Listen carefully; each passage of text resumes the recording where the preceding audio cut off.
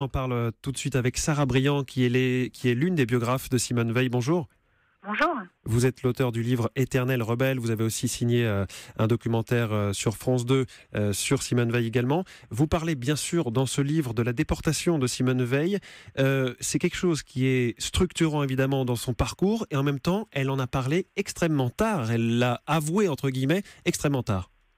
Oui, exactement. Effectivement, Simone Veil, si aujourd'hui l'émotion est aussi forte, c'est parce que justement, c'est une partie de sa vie. C'est une femme qui a traversé les siècles, qui a vécu une histoire douloureuse, qui a touché aussi beaucoup de Français. Et c'est vrai que c'est quelque chose dont elle n'a pas beaucoup parlé, ou en tout cas pas dès qu'elle a été ministre. C'est venu finalement un petit peu plus tard. Et surtout, même au sein de sa famille, c'est quelque chose qu'elle a mis longtemps à transmettre. Et ce n'est finalement qu'en 2004, elle a fait un voyage aux Égypte, pour lequel elle a fait venir une partie de sa famille sur les traces de son passé. Et c'est un moment extrêmement fort pour une partie de sa famille, ses enfants, mais ses petits-enfants aussi me racontaient que ça a été vraiment le moment où elle a pu leur dire, où elle a pu leur montrer, où elle a pu mettre des mots sur ce qu'elle avait vécu. Et voilà, donc c'est vrai que c'est aussi une forme de résilience. Simone Veil, c'est une icône, mais c'est un modèle de résilience, je pense, pour beaucoup de Français. Et c'est ce qui fait qu'aujourd'hui, au-delà de ses combats, mais surtout par rapport à son histoire, c'est une femme qui touche et qui est devenue évidemment la femme personnalité préférée des Français. Il faut raconter comment Simone Veil reconnaît à vous ou explique qu'elle a été déportée quand je crois, elle construit un mur de briques, c'est ça? Comment, pardon, j'ai pas Quand est-ce entendu. que Simone Veil a expliqué en fait qu'elle avait été Oui, alors elle a déportée? commencé à en parler notamment à des journalistes en fait en 1976, 75-76, une fois qu'elle a été ministre de la Santé. C'est quelque chose dont on parlait un petit peu, mais dont certains députés étaient au courant évidemment, puisqu'au moment de la loi sur l'IVG, certains lui ont bien sûr rappelé ce passé-là de façon extrêmement violente au sein de l'hémicycle.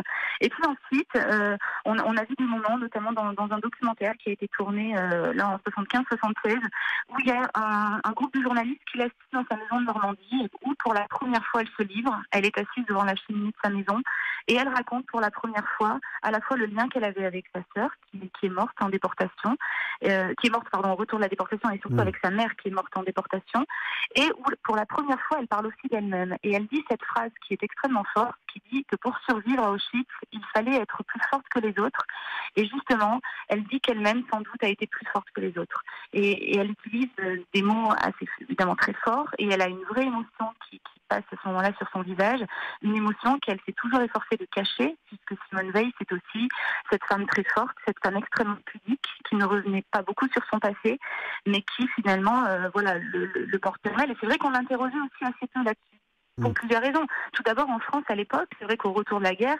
évidemment, les Français n'étaient pas prêts à entendre cette parole-là. Bien Et sûr. c'était extrêmement difficile pour elle. Elle a eu du mal aussi à en parler parce qu'elle voyait qu'on ne l'entendait pas, on ne l'écoutait pas. Et elle prenait l'exemple de l'une de ses sœurs qui a été résistante et qui, elle, est rentrée aussi de camp, et qui a été accueillie par le général de Gaulle. Et finalement, les résistants étaient accueillis un petit peu comme des héros. Et c'est vrai que c'est quelque chose qu'elle a assez mal vécu. Donc cette parole assez cadenassée, elle la garde un petit peu pour elle, et c'est évidemment aussi disons Il a qu'elle fallu a que la pu la société transmettre. mûrisse pour parler de la Exactement, déportation, pour parler de ceux qui exactement. avaient été dans les camps. Vous dites, enfin depuis ce matin, on parle de cette force incroyable qu'il a animée tout au long de sa vie politique notamment, mais vous dites donc qu'elle l'avait finalement avant même les camps. C'est pas lié, c'est-à-dire que c'est une personnalité qui avait dans son Oui, c'est une caractère vraie cette force-là. personnalité. C'est vrai que Simone Veil, c'est quelqu'un qui a eu des moments de bonheur absolu, qui a eu aussi une vie jalonnée de drames. Et ça, c'est vrai qu'il ne faut pas l'oublier. C'est ce qui aussi l'a construite. Et elle a vu ce courage et cette résilience, mais aussi cette liberté de ton. Et je crois que c'est quelque chose aussi qu'il faut garder d'elle, parce que c'est vrai que j'ai appelé ce livre Simone Éternelle rebelle pour ça. Parce que dès petite, elle s'oppose à son père lorsqu'il veut aller se déclarer juif.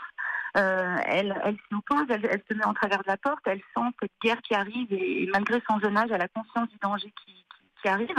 Et c'est vrai que plus tard aussi, elle va s'opposer à un certain nombre de personnalités, elle va toujours dire ce qu'elle pense, et c'est la raison aussi pour laquelle elle n'a jamais vraiment souhaité être au sein d'un parti politique. Elle a fait évidemment un passage par l'UDF notamment, mais cette liberté de ton qui fait qu'elle n'est ni vraiment de gauche ni vraiment de droite, elle a su répondre aussi aux attaques du Front National, qui ont été très violentes à une époque. Hmm. Donc voilà, cette liberté de ton, elle l'a gardée, et c'est ce qui fait qu'aujourd'hui aussi, voilà, il y a beaucoup de Français sont admiratifs de ça, et beaucoup de ses proches que j'ai rencontrés aussi me disaient jusqu'à il y a peu de temps, Simone aurait fait une excellente présidente de la République pour ça. Alors je ne sais pas si cette liberté de ton, en tout cas, elle ne l'aurait pas souhaité, elle ne l'a jamais souhaité, mais c'est ce qui la caractérise effectivement.